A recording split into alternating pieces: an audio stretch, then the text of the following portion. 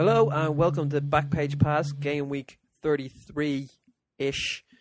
We're going to look back on game week 33, which mainly happened over the weekend, and then we're going to have a second part where we'll look at the midweek games that happened this week. And then finally we're going to look ahead to game week 34, which takes, for the most part, over Saturday and Sunday. I'm joined by Mark Corcoran. Say hello, Mark. Hello, Mark. And I'm John O'Donnell, and this is how we're going to... Did I say I was John O'Donnell? You did, yeah, but you kind of were like, that's a lame joke. And then you're like, I'm John O'Donnell. You're expecting a big... No, I was kind of just expecting a smooth transition, but you kind of left me hanging there a bit, I think. Oh, I'm sorry, Mark. I didn't mean to leave you hanging. I would never... Mean. Kind of harsh there. So let's get cracking. Arsenal 3, Norwich 1, and Houghton angry about the corner and the foul that led to a penalty. But is that a bit rich considering that Turner had elbowed Ramsey in the head earlier in the game and the referees missed that? Well, I think the anger comes in because it's two bad decisions right next to each other. One bad decision. Well, from Norwich's point of view. Yeah. Because if you get a bad decision against you in the second minute and you get a bad decision against you in the 70th minute, it doesn't have quite the same impact as a corner that shouldn't have been a corner and a penalty that shouldn't have been a penalty from that corner, from their point of view again. Did you think it was a penalty? I kind of thought it was 50-50. Both are kind of doing the same things to each other. But I think Kamara was more visible. I think that's what costed him. Yeah, but that I know that it's more visible. The ref probably saw it, or was more likely to see it. But I kind of thought they were doing. It was the same thing to each other. So yeah. But again, I wasn't shocked that was given as a penalty because it's not the first time something like that has been given as a penalty. Giving out the corner is, I think, like it's just one of those technicalities. It wasn't a corner. You practice defending corners all week, every week. Get over it. Mm-hmm. You know that kind of way. So you have to prepare yourself going into every game that there's going to be a corner or a free kick in a dangerous position that goes against you that shouldn't have been given, and you just have to prepare yourself mentally for that. So I don't think you can really get too down about that if you're Norwich. I've got some nos-stat-lgia for you now. Arsenal twice as many passes completed as Norwich. Did they dominate the game, or it really didn't seem like they were dominating it that much? They dominated the last 10 minutes to get to 3 goals. But no, I don't think you could say they dominated the game. Because, well, Norwich did well to be 1-0 up for that long, but I don't know. I don't think they dominated the game. And I questioned last week whether Arsenal would cock it up, and for a long time it looked like they would, but then Podolski came on and kind of changed the game for Arsenal. Yeah, apparently he's getting quite fed up of not starting games, but I would if I was him. Yeah, he's one of their better players. Yeah, it's not like they have an amazing front 11 that's ahead of him, but at the same time, if he's doing well as an impact sub, yeah, you should be happy with that. Like, you're getting your goal bonus, and your appearance bonus. Same to you. Yeah. So, and also Wenger's like it's working that way. So, but wouldn't be surprised if he left in the summer. Yeah, I don't. Not this summer. I remember when he first moved, he was like, "Oh, this is the best place ever. I love being here." Yeah. And it's just slowly been whining. Then it's like, I don't like training so much. Yeah. It's like, I don't like not playing so much. Oh, also it rains and snows here a lot. Yeah, well, he's from Germany. He's from Poland. Yeah, but I don't know the weather there as intricately as I do. Aston Villa 1, Fulham 1. Lambert's kids seem to be coming good at just the right time. Yeah, they're hanging in there. They're climbing, edging towards safety. Mm-hmm. But they're a long way to go yet, especially when you consider their next fixture. You can't really hope to get too many points out of their next one. But I really do think that it's looking more and more likely Wigan versus Villa on the last day of the season. That'll have real implications to who stays up and who goes down, and that's in Wigan. So that'll be a big game for Villa. But it's a good point. It's a point closer to safety for Villa. So. And it would have been 3 points if Delph hadn't washed out, with the header, the own goal. Yeah. Yeah, he really cracked under the pressure, didn't he, Delph? Yeah. oh God. Well, he missed a great chance and scored an own goal. Mm-hmm. So, what are you doing? Well, this is how you get relegated, maybe. Yeah. He used to be the big hope when he was at Leeds. Yeah, a lot of players signed by Aston Villa used to be the hope somewhere. I remember Rio Coker was. Milner was as well. Milner was. Stephen Ireland. Yeah. It was like, oh, it's where players go to just settle down and go, nah. Yeah. I've had my... I'll just... Yeah. Yeah. I have the money. And I have the money. So...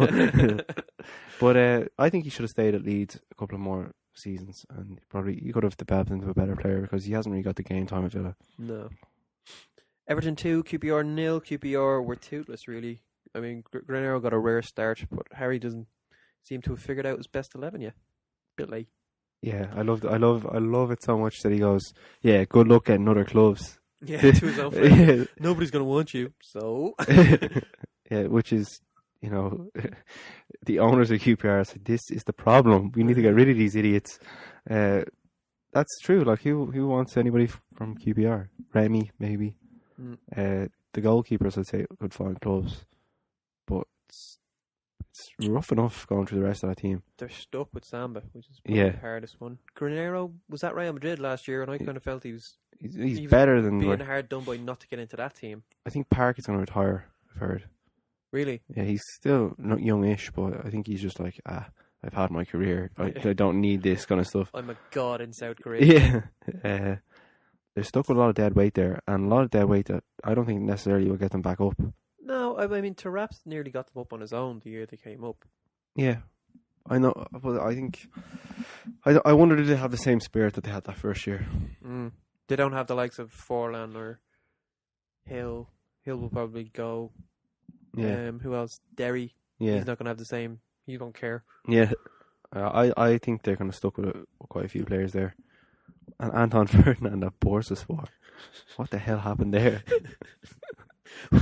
Why'd you go to QPR in the first place? For the money. I don't know. They're just a mess of a club. But a good result for Everton, though. It was a comfy win for them. It was just like, let's just... Everton seemed to... I know we were talking about them as in the Champions League bracket at kind of talking about that maybe September, October, November time. And then we kind of gave up on them. But they seem to kind of sneaky Everton sneaking back into the top four race with no one really paying attention to them. And it's probably just because of kind of poor results for Tottenham, Chelsea and Arsenal ahead of them, letting them back in. But no, but they still have to keep up their own level of performance. Yeah, no, they've done brilliantly. I still don't think they're going to get four, but it's a good season for them, all right. Who's not having a good season was Reading, who are pretty much down. And they drew 0-0 with Liverpool. And Rodgers went back to the club that sacked him after 6 months there. And Liverpool played well, but didn't really create anything concrete. I know they had 26 shots. The goalkeeper did make some fantastic saves, though. I think they were all easily savable. You think he was just doing the old one for the cameras? I don't even think it was one for the cameras. I just think any other keeper in the league would have made all of those saves. That's a fair point. If that result happens in September, it's a great result for Reading. It happens this time of the season, and it's a complete bummer for them. Yeah, so they really need wins, and it's getting even late for those. So yeah, I was going to say they didn't exactly go for broke. Are they just playing for pride at this stage? Just let's try and not be embarrassed at the end of the season. Is that what they're going for? Well, if I was Atkins and I was saying, well, I don't think we're going to stay up, but we need to kind of learn a few things for next season. You don't really learn by holding Liverpool. You want to go out and attack teams and see what you can do. They're going to have to do that next year, even if they are in the Championship. So try and develop your attacking plan. Will be my plan. So if you lose 3-1, 4-1 at home to Liverpool, well then everybody expected you to do that anyway. So it's not really a lack of pride. I think playing for 0-0 draws and trying to keep things tight, it doesn't really benefit anybody. And then another draw. Southampton 1, West Ham 1. Two titans of the sport scoring in this one. Yeah. Can you remember who they were? Two titans of the sport scoring in this one? Yeah, Southampton versus West Ham. No, I can't remember. Gaston Ramirez got the first one, and a very classy finish. And then Andy Carroll got his third goal in 2 games, and he scores free kicks now. Yeah, but no, he doesn't, because that was just one. He scores a free kick now. Gaston Ramirez has been the bane of my existence this season. It was a really good finish, though, wasn't it? Just he sent the keeper one way from 6 yards out and just kind of roofed it in. I am quite surprised with Sam, because a lot of these players, like, it was a good finish, but a lot of these players at the start of the season I didn't see them being this comfortable. Yeah, And they could finish top 10. A lot of these players have kind of, I don't know if it's a one season thing. I remember with Reading when they first got up a couple of years back, they finished top 8, I think. Got relegated the following season. I wonder is it a similar thing that they've just got a wave of form. Well, I always thought their attackers were very good. Yeah, but I thought when I saw their defense at the start of the season, I was just like, this club is in trouble because you can attack all you want, but you're going to let in goals. But then, that's exactly. Look at their goalkeeper. They haven't really settled on a goalkeeper all season. Looks like Boric now. It looks like Boric now, but it was kind of Boric. Then there's Davis was there, and kind of there's a third goalkeeper that went in. Yep. And they were kind of chopping it in. Maybe it is Boric now, but there wasn't the stability at the back. But a lot of players, like even Rodriguez, there are quite like Lambert has had another one that's had a great season. But they are playing above themselves, and I wonder, can they kick on and become the club that they once were before they got relegated when Harry was there in 2004, or will it just be kind of a flash in the pan? I'm confident for them. Yeah, that they can do well-ish. Not really. I don't think they'll have the same worries about relegation. Yeah, they do have the money though. Yeah, so that should be a plus. Then we're moving on to Sunday, and Newcastle 0, Sunderland 3. Newcastle were never going to have the same level of energy as Sunderland, and it was likely to be quality or a decision that made that happen. But Newcastle, the luck didn't come. Webb has got dropped for next week's. Howard Webb has got dropped for next week's fixtures, which very rarely happens to Howard Webb. Not that he gets everything right, but very rarely happens to him. So, which indicates that he didn't have a great game. Well, I'm sick of hearing how great he is. They said in the commentary he was having a great game. Yeah, but Niall Quinn was commentating that. Niall Quinn is he's fine on the actual panel. He's a desperate commentator. He loves Sunderland as well, which is my problem. Because we're going to talk about the Cisse goal, which was never offside. But it was a case of, he looked offside there, and then another replay.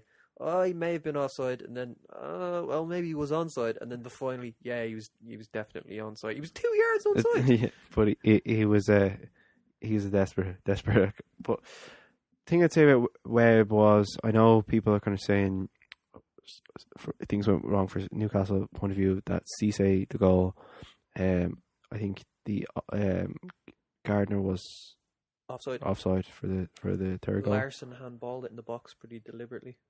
But also Sunderland, I thought Graham was pulled down at nil. Cisse was as well at another stage.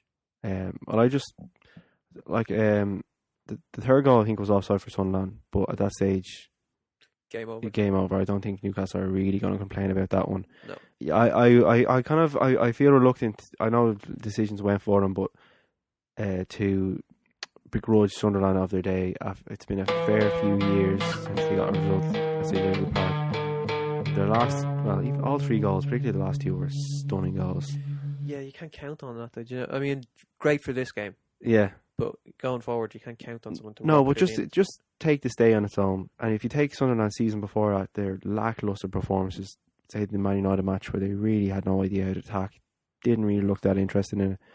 The Canio had them playing, had them tackling, had them hungry again, and 3 stunning goals. So, I wouldn't begrudge them of the day. I know it's hard for you, John, but as a Newcastle fan, the first goal was the one that hurt, because Gutierrez gives the ball away pretty badly. Then he chases back, he tackles the wrong way, and then Taylor's positioning.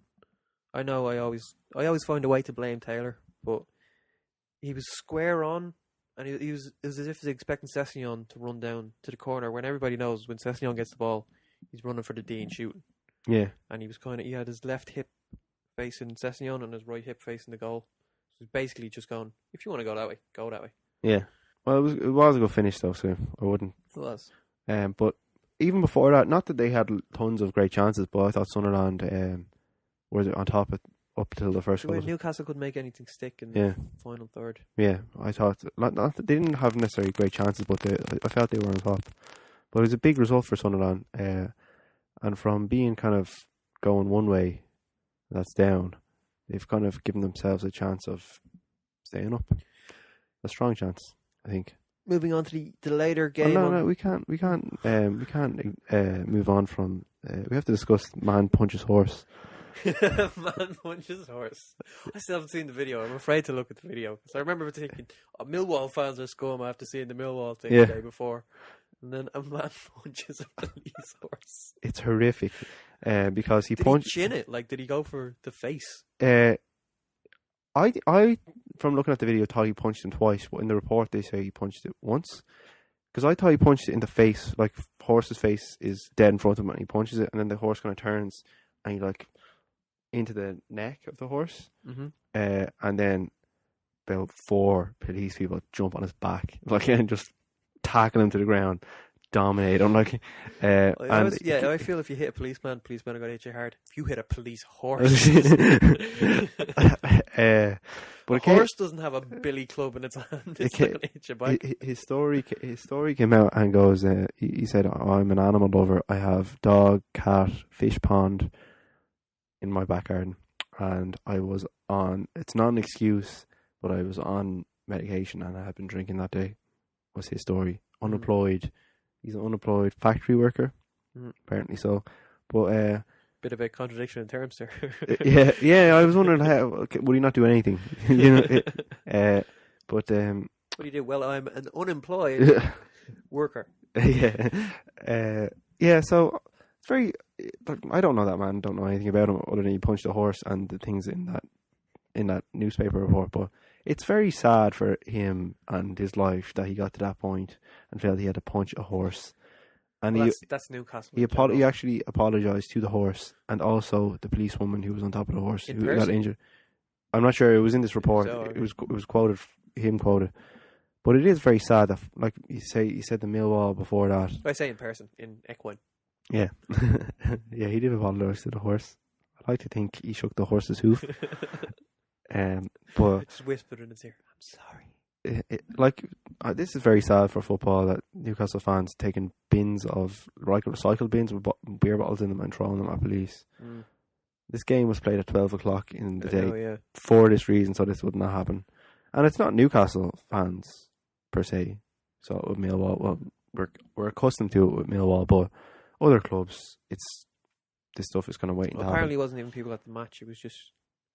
Well, there was unruly types who like a fight. Although I could see people leaving early, who you would expect, because they knew it was going to be police cordon between the stadium and the train station. Yeah. So they were like, "Oh, we'll leave out early and try and get them." Yeah. I don't know what the point of getting them is, but they were trying to get them. But there was a bit of scuffles between, like, just outside the Gallagate end, I think. But Sunderland fans wouldn't be that end. They shouldn't go down that end. They shouldn't be anywhere near it. So I don't know what happened there, but I'd imagine that it was other people towards the city centre train station. I don't think there was necessarily fights between Sunderland and Newcastle fans. I think it was more Newcastle and police. Yeah, police did a good job, must be said. Oh yeah. But I hate to see this kind of stuff. What does anybody really get out of it? I don't know. Stoke 0, Man United 2. Stoke looked tired compared to United. I reckon Pulis is making them run laps for poor performances or something. Stoke look tired, you think? Yeah. And I was like, well, you're going to run for that bad performance now, and then they run, and then it makes them perform bad the next week. It's like when Pep Guardiola had Barcelona. Yeah. Be like, no, come on, go and have a party, lads. Yeah. You need a break. Go take a break. No training for the next few days. Pulis. Well, there. I think Pulis looked like Sunderland did when Sunderland played United about 2 weeks ago. They just look lackluster, and they better, if they're feeling tired now, they better feel untired, because they are the Sunderland a few weeks ago, and they're the ones that you better get in the mood. You know what? Because they're the ones that are going only one way, and that's down. And you're going to run out of games and time to improve. And if you're unlucky, you'll be the team that ends up in 18th. Did you see Rooney blanking Fergie for a hug? No, I didn't see that. Van Persie scored, ran over and hugged Fergie. And then Fergie was full of hugs. Oh, yeah. And he went to hug Rooney, and Rooney just like, no. Really? Yeah. I didn't notice that. I just stopped and turned the other way. I just saw Van Persie pretty much, trying to spine buster Ferguson and thinking better of it in the middle of it. What do you think of the goal itself? Van Persie's goal? Mm-hmm. I love the ball. He's about to kick it, and then the wind moves it, and everyone goes, "Way!"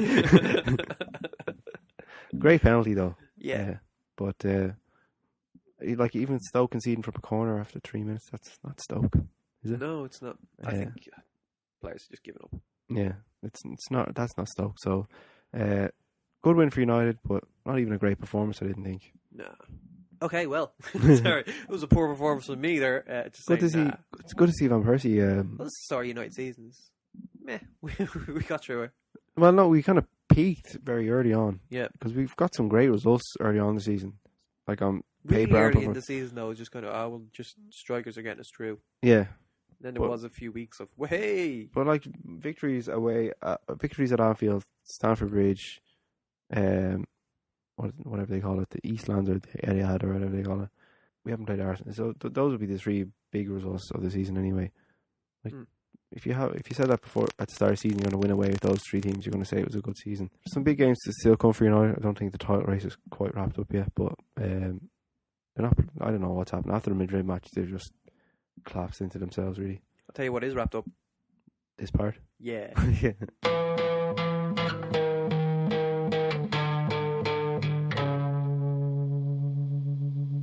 Hello and welcome to part 2 of Backpage Pass Game Week 33. I'm being serious. I don't know why I'm being serious. We're moving on to Tuesday's game. That was Arsenal 0, Everton 0. Wenger complained after the game about hard tackling. Did he have a point? No. No? I don't think he did. Hard tackling? I think it was a good, clean game. I don't think there was any dangerous tackles in it at all. Nobody escaped a booking or two that they should have got? I don't, like, you know that thing that managers talk about, protecting my players? Yeah. I didn't think there was any excessive fouling of any particular player. I thought it was just a good that clean. had something to do with condoms or... Protect the players? Yeah. Well, they should. Well, if John Terry ever catches anything... Yeah. It'll just spread It'll through the league. most of London. No, well, I kind of thought it was a good, clean game of football. It was actually a great game. The implications of the result, I think it's a better result, strangely, for Arsenal than it is for Everton, because Everton to get back in... Everton need to get into the race, whereas Arsenal need to not fall out of it. Yeah, Everton needed the 3 points. But at the same time, it's not a bad result for Everton. They're now 6 points ahead of Liverpool, which they would have taken at the start of the season to finish ahead of Liverpool. So, no, I think it was a good result. Better result for Arsenal, but a good result for both teams. Moving on to Wednesday's games. Fulham 0, Chelsea 3. David Luiz got the opener, and I thought, take that, Terry. And then Terry scored 2. He stole the second one from his teammate like it was a French underwear model, though, didn't he? Does he? I don't need to know. Well, 2 goals from John. Like, John Terry's a bit part player, I think that's fair to say. Yeah, he said he's accepting now that he has to be involved in a rotation system. Be interesting to see A, who the next manager of Chelsea is, and B, is John Terry in their plans, because he definitely wouldn't be in mine. No, I mean good goals though. No, good. Well, first goal, second goal was just him stealing. But when you think of John Terry and you think of goals, you think of Champions League nights where he comes in and laces one in. Mm-hmm. Well, laces not on laces off his head, but bangs one in off his head. Bangs one isn't right for John Terry. Heads one in. Scores a goal with his head in a big Champions League game. But he's kind of reduced to coming in for the lesser fixture of the week. He scored twice, did his job, but he's not the player he once was. And I mean, he's not the football player that he once was. He's still a player. Fulham attempted an alley-oop as well, but Petric was ruled offside. Did you see this? No, I didn't see it. Poor Petric. Somebody, who was it? Senderos. Did he dunk it?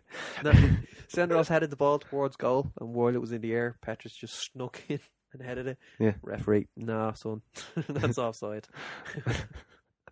Sad. I remember Adam Yor did that before. I just feel horrible. Just like, oh, sorry, lads. And it was, I think it was 2-0. What? I wanted the goal. It would have gone 1-1, I think, or 2-1 at least. Poor Petric. Man City 1, Wigan 0, and it was a preview of the FA Cup final, and there was just the 1 goal in it. Did Wigan overperform, or have City dropped back into their half-arsed? To be honest, I wasn't surprised that Wigan lasted till as long a little late. 70 They beat Arsenal around this stage last season in Arsenal, so they are capable of the big performances. But it is it's looking bad for them, I think. Wigan? Yeah. Really? I know they got a game in hand, but There's a lot of teams in there. I don't think anybody's guaranteed of anything. I think it is like their game in hand's at home to Swansea, which is before the last day of the season. It'll be their second last game. Mm-hmm. I don't think any points are guaranteed there. No. I always think they'll up their game. They'll up the game to match anybody in the league, whereas other teams, I think, down there can only match to a certain level up the league. But traditionally, the FA Cup final was played at the end of the season. Yeah. This will be, I think, there'll be Week two 4. or three fixtures after it. Mm. So, how do they manage that one? In terms of we want to stay up, but we also want to win the FA Cup. I think they've said the league is priority. You're in an FA Cup final and you're Wigan. They're in Europa League next year, no matter what. So they might as well stay up. And get their silver medal. No, I don't think it's all gone for them, but I think it's not looking great for them. I don't think. Man City, on the other hand, results-wise, at least pushing United all the way. Well, they have a game in hand as well. If they win that, they'll be back to 10. Mm. United have to go to Arsenal and play home to Chelsea. United are playing so poorly in recent weeks that I don't think anything is guaranteed in those games either. Yes. Having said that, though, if United win against Villa, I think we have an opportunity to win the league at the Emirates. If that's not true, then we'll have an opportunity to win at home at Chelsea. So those would be pretty sweet to win the league against those teams. Even if it's like 2 draws and you still end up with it. But still, I don't think it's quite wrapped up, but it is. I think United have to up their game though. United haven't been pushing their hardest lately, and they drew 2-2 with West Ham. Yeah, another poor performance. First half, West Ham ran the show, I felt. Andy Carroll absolutely annihilating David de Gea in the goal. Don't know how a card wasn't given there. I know he was. There was a contact between Vidic and Carroll before he jumped. No, I'm not having that one. But he was jumping for. He had his arm up when he was jumping, but he wasn't. Absolutely milled the guy, nailed him on the chin. Could have knocked him out, and took Everett out as well. With that one, like Fergie said, stonewall red card, which is embarrassing for Fergie because nobody else saw it that way. Well, I'd say borderline yellow because I think he was up, he was challenging for the ball, he was in the air, he had his momentum. De Gea won the ball. Yeah, he won the ball. He wasn't late making the challenge. He was just. If that happens, De Gea got there first. If someone if the ball goes up around the halfway line and the player plows into another player and doesn't win the ball, it's a yellow card. Yellow card. I've never seen that given as a yellow. But you don't see that often because the situation doesn't arise. But but if it's 2 players going for a header, you wouldn't get a yellow for that. But because it's De Gea, because he's the keeper. Well, I felt it was dangerous. The thing about saying it was embarrassing for Fergie is, like, Alex Ferguson is one of the most biased people in the game. Yeah. But he's like any other manager in that they're incredibly biased. He's also been asked about it half an hour after the match. Yeah. Where a match that he hasn't won. So things are going to appear a certain way. If you ask him today, he might say the same thing, he might not. But I thought it was a card should have been given to Carroll, particularly when you consider the card he was given in the second half. Where he kind of went into the Gea. Into the Gea. Gea pulled him over, and he got a yellow. Well, the way he jumped, he ended up kind of in like almost like a hug from De Gea when De Gea was holding the ball. I don't know how that happened, but it was kind of a weird thing that happened, and I don't think Carroll had the right to go for the ball, and De Gea had the right to protect the ball, so I wouldn't have given a card there. But when you consider what he was given the card for, and I know the referee said 1, 2, 3, 4. Yeah.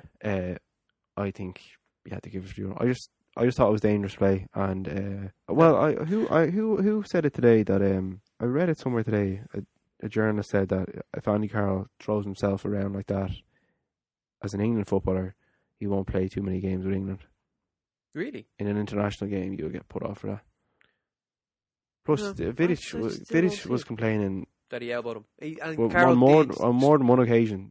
So I think it was more a more general point than Vidic was elbowing him as well, though. Yeah, but I think in the context of Carroll lasting as an international footballer, if you're going in with your elbow and you're careering into goalkeepers, you're going to give yourself trouble. Yeah. I think. Well, he's a young lad. He'll learn from that. Really though, you think I got away with that? Yeah, well, as I say, I don't even think. I think borderline yellow for the Gea challenge, and I don't think he deliberately elbowed Vidic But the one that Vidic got really annoyed about. Yeah. But maybe other times he did. But And at the same time, footballers go out into the pitch with a certain head on them, like a game head. Focus. And if somebody elbows you in the head, you might see an unintentional elbow as that guy has just done me, and I'm not going to let him get away with that. You're rightly or wrongly. I think there's an element of that in that incident from Vidic. Another decision, controversial. RVP's goal, offside. Yeah, it was offside. Fergie didn't see that. No, of course not. It was offside, but Shinji Kagawa, 2 assists. 2 great assists. 2 great assists. That, how unlucky to hit bow post and not go in, and how lucky that you get the offside. Yeah, going for it. It's not the same thing. Yeah, but because one look is against you and the other look is against the other team. Yeah, but I think in Man City's game, Man City versus when they went to Old Trafford the other week, Milner's goal, there was offside in that. Maybe. I remember thinking at the time, but not really caring because we were playing so shit that I didn't want to complain about it. But like these things, they go against you and they go with you. Like it's not like he was standing 10 yards offside. He was maybe a yard offside, half a yard. Because it came off Collins. Yeah, I was about to ask you about that as well. I think he's offside when Kagawa hits the ball. And it's going is he though? Goal. Because the defender's kind of pushing up. But I was gonna ask what the rule is on that, because I know if it's a back pass, you're not offside. Mm-hmm. But is it last contact and you're not offside? No, it's when the ball is struck. So he was in an offside position when the ball was struck. Yeah. So what's the difference between Kagawa? I think it came off Collins. Yeah. The ball comes off Collins, hits the goal post, and comes out to Van Persie. And Kagawa shoots, Jaskalainen saves and comes out to Van Persie. That's still offside. But are they the same type of incident? Yeah. Okay. Well, then I think I'm not 100%. I meant to look this up and then I forgot. But it'd be good for next week if we had to, because that happens very regularly.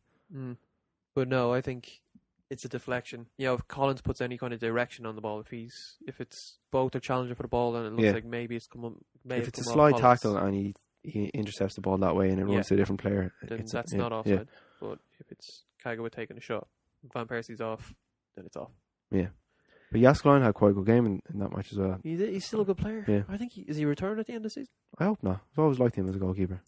Apart from one almost howler where Rooney shot and kind of the spin took it off his gloves and towards the goal and it was cleared off the line. He had quite a good game. That was Rooney's only touch in the box, by the way. Really? Yeah. He was touching Andy Carroll.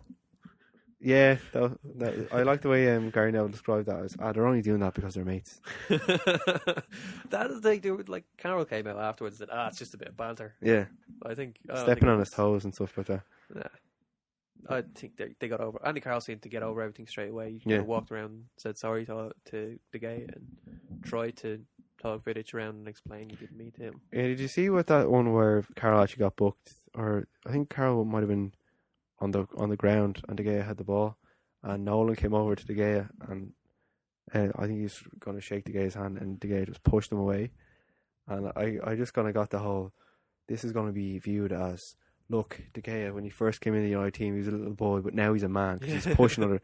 Like, that's what everybody has been saying. Yeah. It's coming of age now. There's evidence of it. No, now it's we just can take a smack. And no, he still took a smack. He just won the foul this time. No, I don't view it like it's a natural progression as a goalkeeper. I don't see him pushing Nolan as, now he's a real United player. Like, no, he's to progress naturally. And he's grown up. By about a year. Okay, well, we're going to grow up by about a part after this little musical thing. Ding, ding, ding, ding, ding, ding, ding.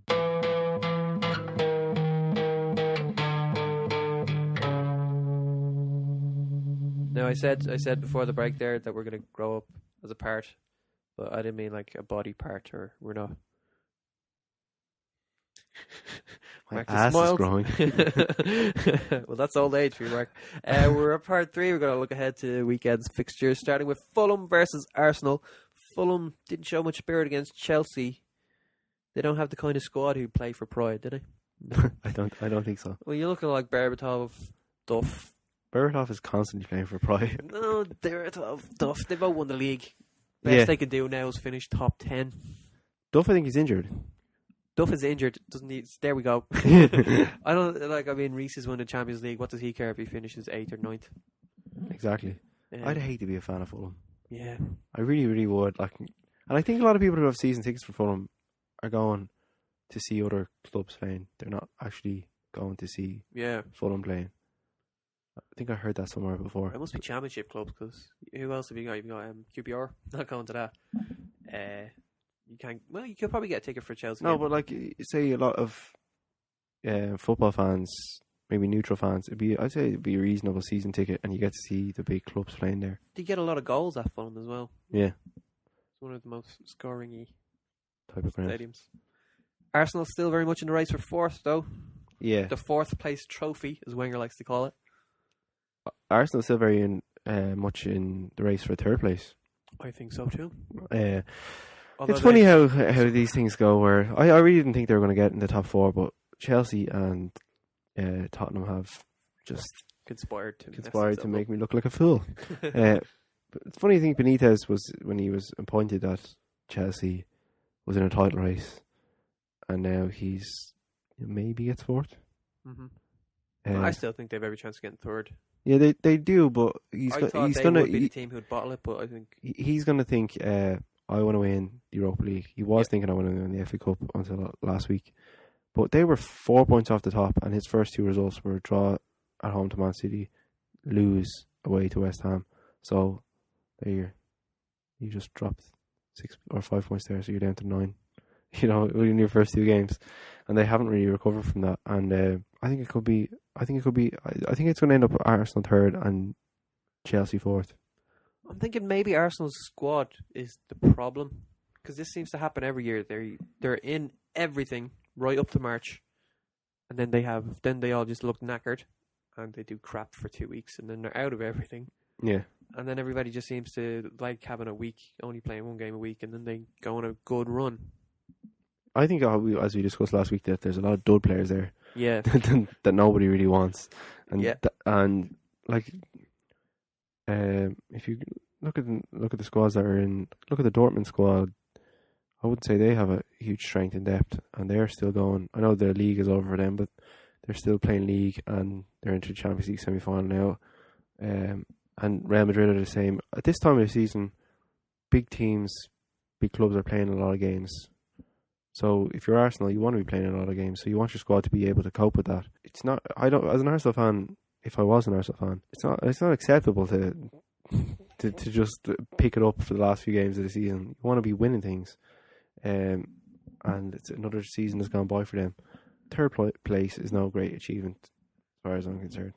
It's better than 3rd last place. It is, but no, I was just going to say that I think it's a bare minimum for Arsenal fans to finish in the top 4. It's not, hooray, we've done it, we've reached the top of our Everest. It's the bare minimum. It's the bare minimum for United. It's now the bare minimum for City. It's now the bare minimum for Chelsea.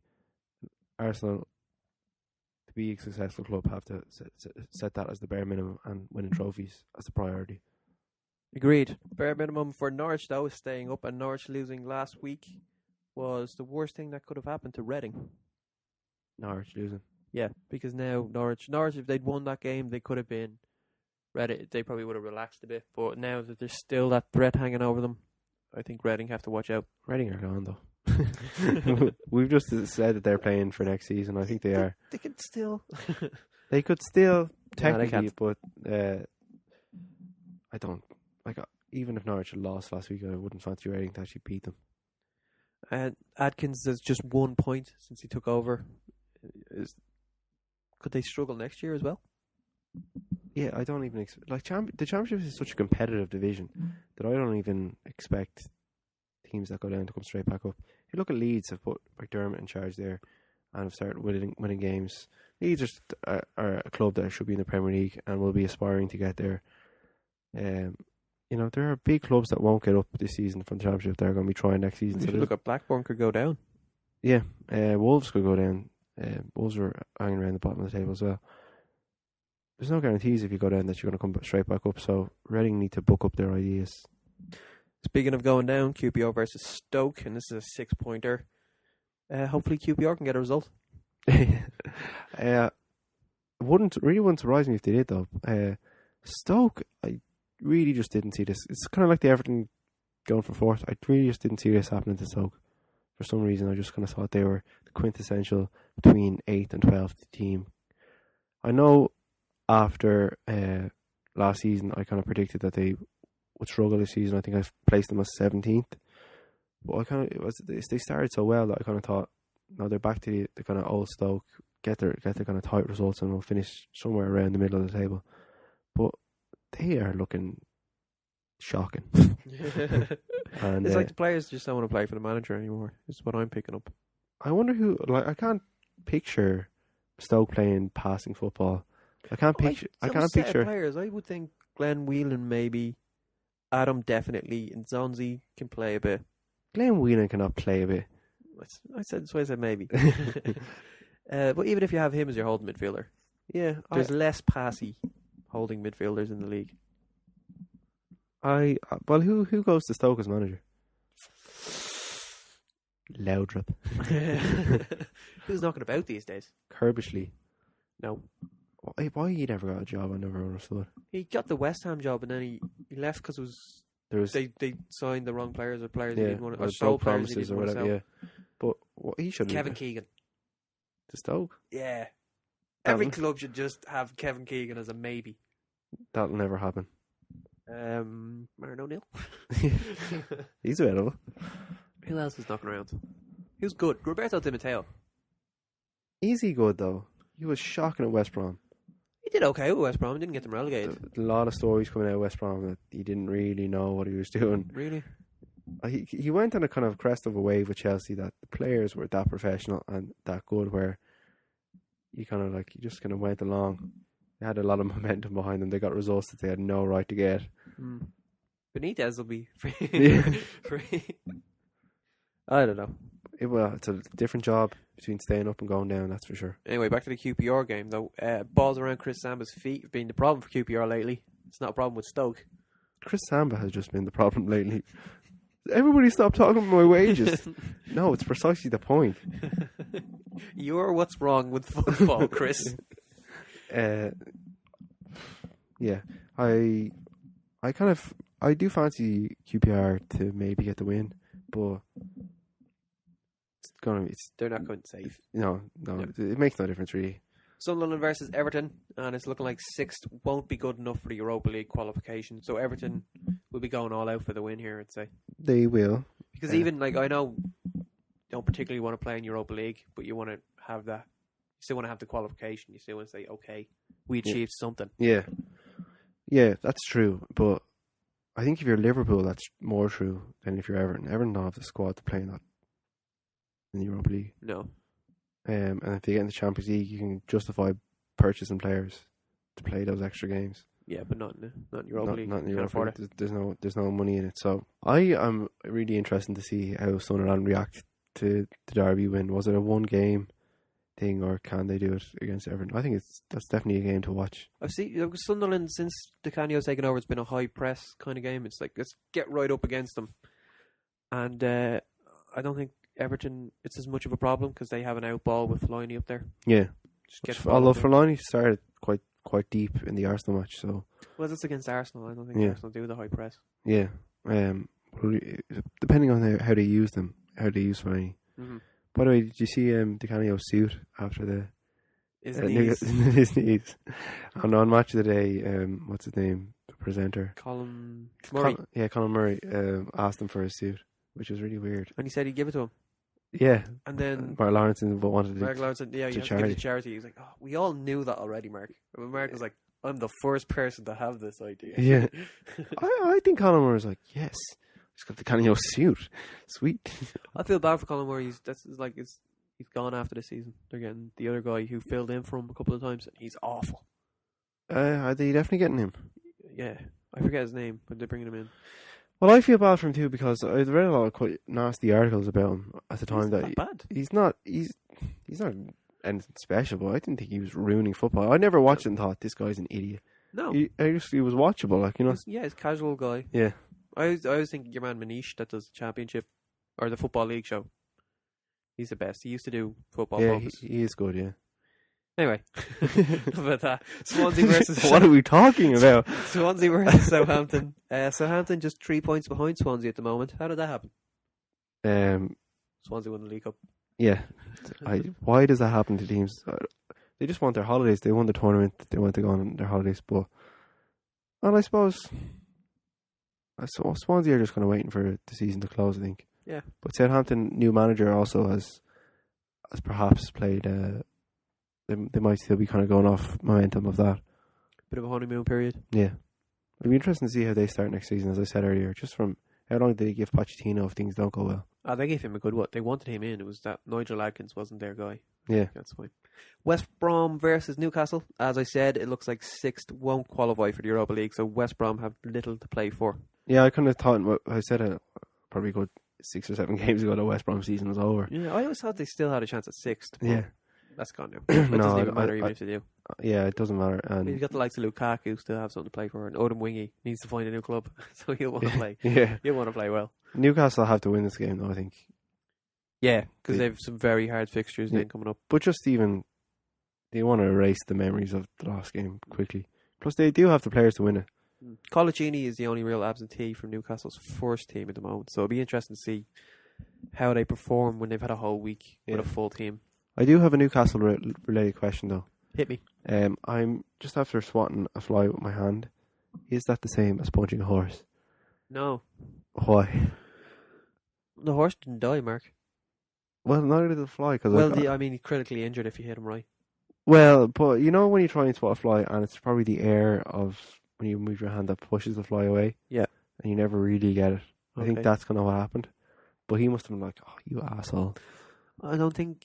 Or she, I didn't know what type of fly it was. I don't think horses have the best cognition, but I really think that flies have even less of a, an awareness of what's going on. Yeah. I think they're just acting on instinct. Yeah, that's probably true. He probably doesn't mind. Yeah. That smells like food. I'm going over there. Oh no, it's Mark.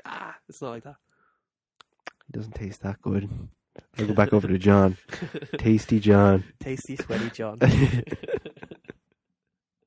You had a Newcastle related question? Oh, just that was the punch.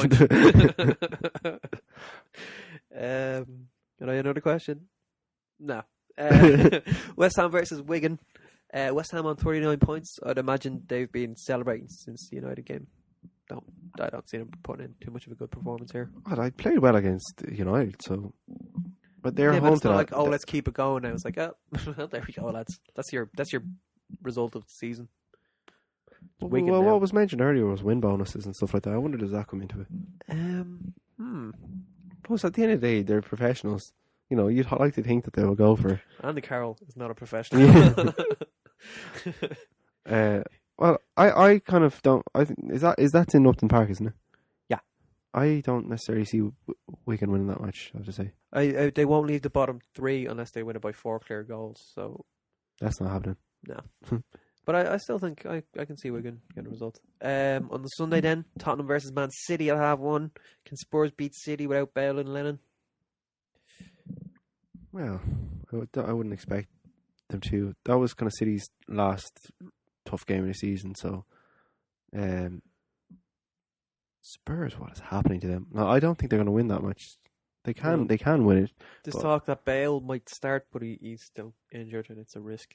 No, I wouldn't risk him because it's not that kind of game that's going to get you the top 4. It's like picking the points up in the games, like the Fulham game where they lost. I'd rather have a 100% fit Bale in 2 weeks' time than have him 50 or 60% fit for every game for the rest of the season. That kind of way. Yeah. How long is Lennon out for? Not sure. It seemed like a hamstring thing, so yeah. I've lost track of how long a hamstring keeps you out for. Up until this season, I thought 3 or 4 weeks. Now it's like 3 days. Yeah. I'm going to go for City to win that match. Yeah, probably. Liverpool versus Chelsea. Liverpool have Chelsea, Newcastle, and then Everton as their next 3 games. They're all losable. They are losable. They are. as much that Liverpool also lost to Oldham earlier on the season. So every game is losable. I want to know how Benitez is received in Anfield, as a hero or I don't know. I didn't even think of that. I want to know how that goes. I would imagine you'll get a positive reception. You didn't win the Champions League with them, so they kind of like doing that there. And the Champions League final. Got them to another one. Got them to another one, yeah. Which I always forget. Yeah, 2007 they lost to Milan. Yeah. Inzaghi. I think Peter Crouch scored. Did he score in that match? I'm not sure. I've wiped it from my memory. I don't think it was the best it game of football It ever. wasn't a great final. It was in Athens, I think. Yeah, I think I'm going to go with Chelsea win there. From Chelsea's point of view, only Chelsea could approach a new manager the day after a 3-0 Derby win. They've apparently Pellegrini's agent has said Chelsea are sounding him out. I've heard Pellegrini to Man City though as well. Really? Yeah. I don't know. I think that's a bit strange. I don't think that's a great appointment. Well, he's not got any he's done okay. He's done very well at Villarreal. Yeah. But when he did Malaga to get them to a quarter-final Champions League, but what's he won? He didn't win anything at Real Madrid. He didn't. I don't know. After this game, all of Chelsea's opponents have something to play for except Swansea. So now Liverpool don't have a lot to play for. So then Chelsea more hungry? Yeah, I think Chelsea will win, but it's just Liverpool are at home. They have all their pride and all that. Hasn't helped them so far this season. No, but I think they'll want to win. They want to catch Everton though. I think they have all their pride and all that. You know what they're like. But I think they'll want to win. I think they'll want to try and catch Everton if they can. Man United versus Aston Villa is the last game, and that's on Monday at 8 o'clock. Both teams go into this game with 3 wins, a draw, and a loss from the last 5 games. Both teams kind of go in needing a win. I think United aren't in great form because those 3 wins are 1-0, 1-0, and 2-0 for United. Mm-hmm. United teams years ago by were winning 4 or 5-0 against, and Aston Villa at home was the type of game that you won at that scoreline. So United need a big performance here, and the 3 points to push them towards the league. Villa can't win, can they? Can't they? They won in 2009 there. Was that Ashley Young? No, it was Agbonlahor 1-0. Oh. What was the game against United when Martin O'Neill had his arm around Ashley Young saying, "You're a genius, you're a genius"? I don't know. But he's not a genius. No. Maybe Ferguson was eavesdropping. Gotta get this guy. He's a genius. Apparently he's a genius. That's not even... Have him come up with the tactics. Yeah. Can you imagine that the first day at Carrington, Ferguson sitting in the front row, stroking his chin. Now, Ashley, what have you guys done? And then just the cricket noise for the next minute. I think we should attack them. Play it to the left wing. Over there. Yeah, I'm going to go for United to win that. Do you think it's about time they need just send out a message that we're back in this after having lost to Man City the other week? Yeah, nobody wants to end their season on a kind of flat note, and that's the way United's season is ending. So we need some wins to buck it up a bit. Buck it up. Buck it up. You don't want to do the other thing that sounds like buck it up. No, we did that last year, and I didn't like it. No, I tried it and I didn't like it. So it's not like Pringles, where once you pop, you can't stop. Perfect. No, it's not like that. Okay, well, also this podcast, you know how it's not like Pringles? It's gonna stop. Yeah, right now. Pop.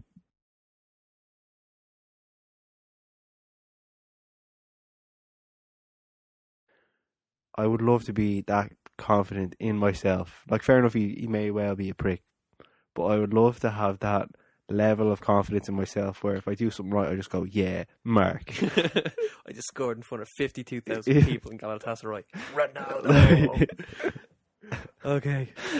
Oh, stick that up your arse, Messi. You know he was thinking that though. There's one on Messi. Yeah, you may be winning in the league, but I've got more goals in the Champions League, brother. like because he does get pissed off about it. You remember that time during the Euros where they put it to him like Messi was still the best player in the world, and people were chanting Messi, Messi at him. And he's like, yeah, well, he wasn't so great when he got knocked out of the Copa America in the group stages. Yeah, but still Messi. Like, it's like you can't carry the Argentina team as well. Yeah, you can.